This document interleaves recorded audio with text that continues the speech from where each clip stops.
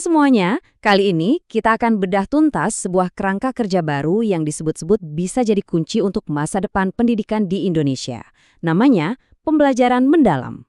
Yuk kita cari tahu bareng-bareng gimana konsep ini dirancang untuk membentuk generasi penerus bangsa kita. Oke, kita mulai dari pertanyaan yang paling mendasar ya. Coba kita pikir sejenak. Di tengah dunia yang perubahannya cepat banget kayak sekarang, apa sistem pendidikan kita itu bener-bener udah cukup buat ngebekalin para siswa menghadapi tantangan di masa depan? Dan pertanyaan tadi membawa kita ke sebuah data yang jujur aja cukup bikin khawatir. Angkanya kurang dari 1%. Iya, beneran. Menurut PISA 2022, cuma segitu jumlah siswa di Indonesia yang benar-benar menguasai kemampuan berpikir tingkat tinggi. Angka sekecil ini seolah jadi alarm kan kalau ada sesuatu yang harus segera kita benahi? Nah, ini yang membawa kita ke bagian pertama kita, kondisi pendidikan kita yang bisa dibilang lagi ada di persimpangan jalan menghadapi sebuah tantangan yang sangat krusial. Coba deh kita lihat datanya lebih dalam lagi. Angka-angka ini dari PISA 2022. Perhatikan deh, baik itu untuk membaca, matematika, ataupun sains, persentase siswa yang bisa ngerjain soal level tinggi, yang butuh analisis dan kreativitas, itu kecil banget. Artinya apa? Mayoritas siswa kita masih berada di level pemikiran dasar. Ini nih kesenjangan kompetensi yang jadi PR besar kita bersama.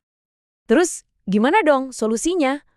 Nah, dari tantangan inilah muncul satu gagasan, sebuah proposal solusi yang dinamakan pembelajaran mendalam. Sebenarnya apa sih ini? Ini dia definisi resminya. Kalau dibaca sekilas mungkin agak panjang ya, tapi coba deh perhatiin kata-kata kuncinya. Memuliakan, berkesadaran, bermakna, dan menggembirakan. Jadi ini udah bukan lagi soal guru ngasih materi, murid nerima. Ini jauh lebih dari itu. Ini pendekatan yang lebih manusiawi, yang tujuannya itu bikin pengalaman belajar jadi utuh, nyentuh akal sekaligus hati. Pendekatan holistik ini dipecah jadi 4 pilar yang disebut olah. Ada olah pikir buat ngasah logika dan kemampuan mecahin masalah. Olah hati buat ngebentuk akhlak dan nilai-nilai moral. Terus ada olah rasa biar makin peka dan empati sama sekitar. Dan terakhir, olahraga. Karena badan yang sehat itu penting banget buat ngebangun karakter. Nah, keempat-empatnya ini harus jalan barengan. Nggak bisa pisah-pisah untuk membentuk manusia yang seutuhnya. Oke. Pertanyaannya sekarang, gimana cara menciptakan pengalaman belajar yang holistik itu? Nah, semua itu berdiri di atas 3 prinsip utama. 3 prinsip ini bisa dibilang jadi jantungnya pembelajaran mendalam. Pertama, berkesadaran. Artinya siswanya itu aktif. Mereka yang pegang kendali belajarnya sendiri, bukan disuapin terus. Kedua, bermakna. Jadi apa yang dipelajari itu nyambung sama kehidupan sehari-hari, bukan cuma teori di buku. Dan yang ketiga, menggembirakan. Karena kita semua tahu kan, belajar itu bakal jauh lebih nempel kalau suasananya asik, positif, dan menantang. Nah, kutipan ini pas banget buat ngerangkum semuanya. Intinya itu, kita mau ciptain suasana di mana setiap siswa merasa dihargai. Bukan cuma jadi pendengar pasif, tapi jadi orang yang ikut berkontribusi aktif dalam proses belajarnya sendiri. Keren kan? Oke, kita udah ngerti konsepnya, udah tahu prinsipnya. Sekarang kita geser ke tujuan akhirnya. Lulusan kayak gimana sih yang mau dicetak lewat model pembelajaran mendalam ini? Nah, ini dia targetnya. Tepat di pusat kerangka kerja ini ada 8 dimensi profil lulusan. Inilah goalnya. Kompetensi-kompetensi inilah yang diharapkan jadi bagian dari diri setiap siswa yang lulus nanti. Yuk kita bedah satu-satu. 4 yang pertama ini lebih ke fondasi karakter dan cara berpikir. Ada soal keimanan dan ketakwaan. Lalu kesadaran sebagai warga negara. Dan, nah ini dia, 2 yang penting banget di zaman sekarang. Penalaran kritis dan kreativitas. Lanjut ke 4 dimensi berikutnya. Ini lebih ke skill interpersonal dan personal. Ada kolaborasi, penting banget buat kerja tim. Kemandirian biar bisa tanggung jawab sama diri sendiri. Terus kesehatan, baik fisik maupun mental. Dan pastinya komunikasi yang efektif.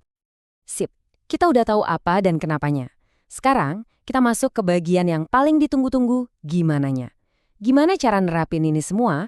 Seperti apa kerangka kerjanya? Kita balik lagi lihat diagram lengkap ini. Bayangin aja ini kayak blueprintnya. Semua bagian di sini tuh saling nyambung.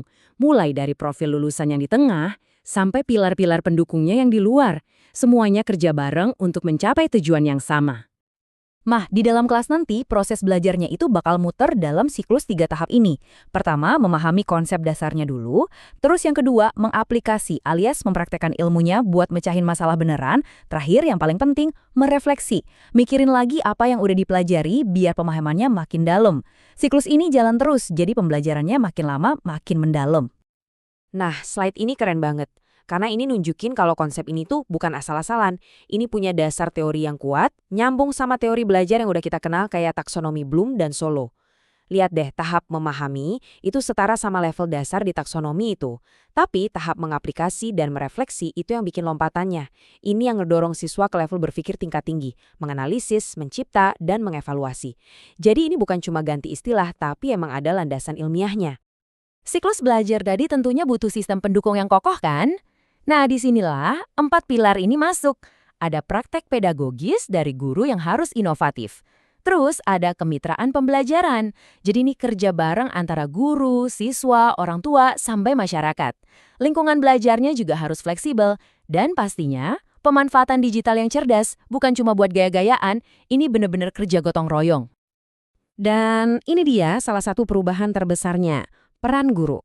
Kalau dulu guru itu ibaratnya jadi satu-satunya sumber ilmu yang ngontrol semua, nah di pembelajaran mendalam, peran guru itu berubah total.